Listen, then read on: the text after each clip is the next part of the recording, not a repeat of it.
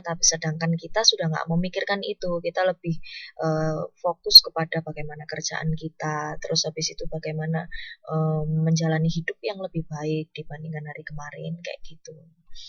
Dengan bedanya tingkat pendidikan juga karakteristik khalayak itu bisa jadi berbeda. Nah, maka dari itu semuanya ini kita perhatikan ketika akan menyusun sebuah pesan gitu.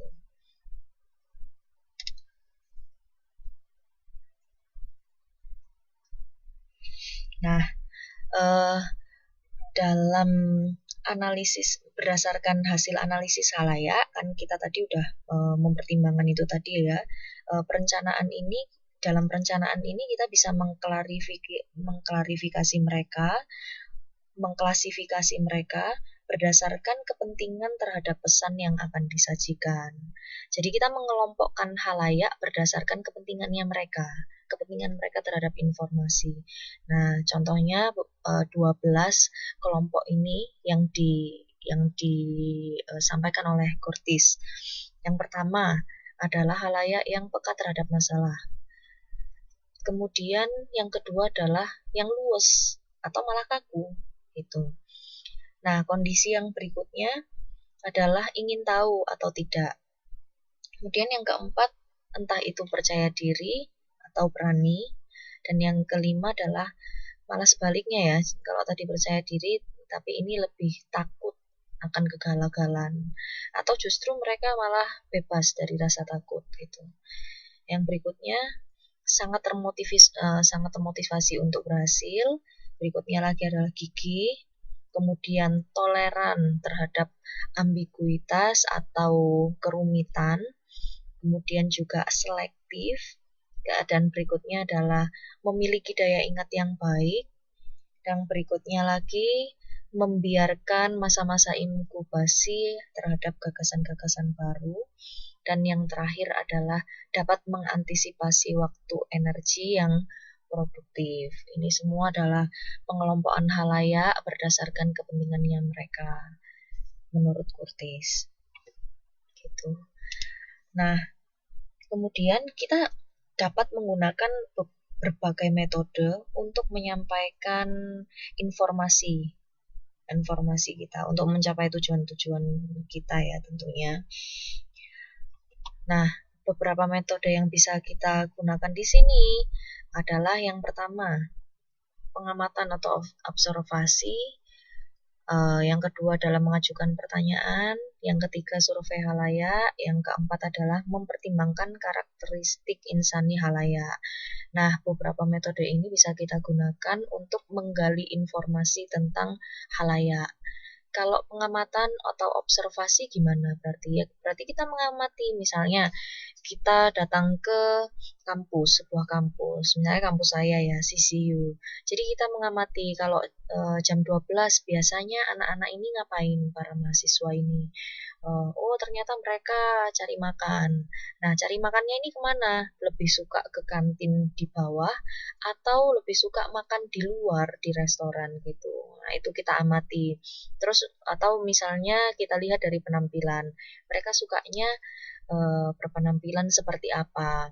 Atau mereka ternyata gaul-gaul nggak sih kalau dibandingkan dengan anak NTUST yang notabene mereka itu adalah anak-anak jurusan teknik gitu. Oh, ternyata di sini lebih gaul. Nah, itu bakal mempengaruhi nanti bagaimana cara kita menyampaikan pesan. Kalau anaknya gaul dan mereka lebih mempelajari soal kebudayaan, pasti kita akan ngomongnya juga lebih nyerempet-nyerempet ke situ, ke ngomongin hal-hal yang berbau artistik atau kebudayaan gitu. Nah, sedangkan kalau kita ngomong sama anak NTUST yang notabene semuanya itu lebih concern terhadap teknik, ya kita mencoba pendekatannya itu menggunakan teknik itu. Apa maksudnya, lebih ngomongin soal hal-hal yang berbau teknis gitu.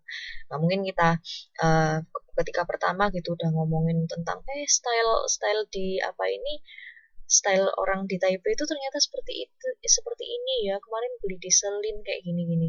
Nah, mungkin ada kemungkinan orang-orang yang dari NTUST yang lebih peka terhadap teknik itu nggak bakal tertarik gitu. Nah, makanya itu kita harus mencari tahu terlebih dahulu, mengobservasi.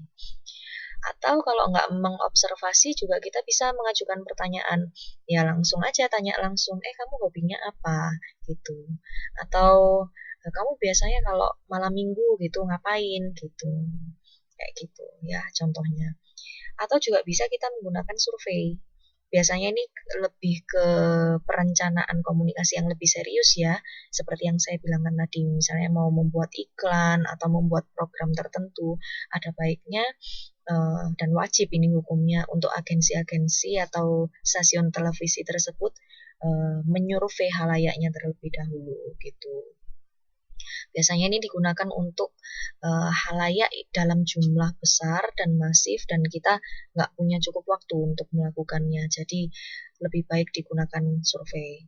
Nah, yang terakhir ini mempertimbangkan karakteristik insani halayak. Seperti apa? Seperti yang saya katakan tadi, lebih ke faktor genetik atau beberapa sifat dasarnya ya.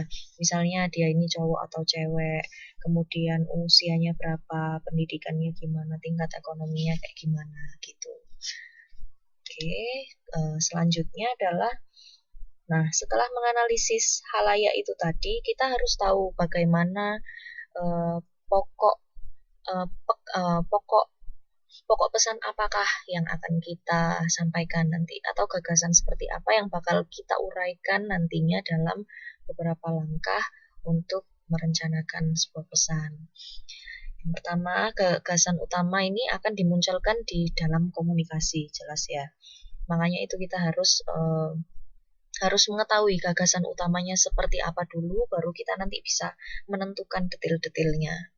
Dan yang jelas, gagasan utama ini harus ringkas dan langsung pada pokok persoalan gitu. To the point aja lah gitu.